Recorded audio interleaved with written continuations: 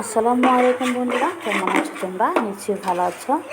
আলহামদুলিল্লাহ আমি অনেক ভালো আছি। তো বন্ধুরা দেখো, আমরা সবাই একসাথে হয়েছি। আমার মা রান্না করছে পোলাও, তারপরে হচ্ছে এখানে কি করছে, করলা ভাজি।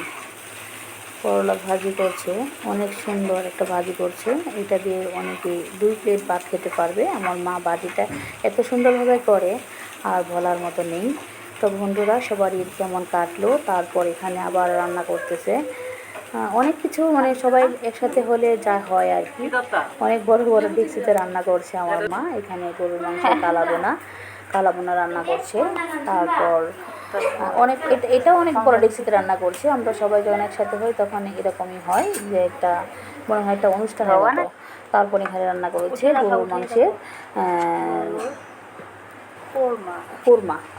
কোরমা, তারপরে সেখানে আছে মাছের ভর্তা বানাবে, এটা দিয়ে মাছ এখানে ভেজে রাখছে। তো বন্ধুরা, সব মিলিয়ে ভাই বোনের সাথে মা বাবার সাথে ঈদ করার মজাই আলাদা। তো সবাইকে জানাই অনেক অনেক ভালোবাসা। তো সবাই ভালো থাকো, সবাইকে শুভ দুপুরবেলা শুভেচ্ছা।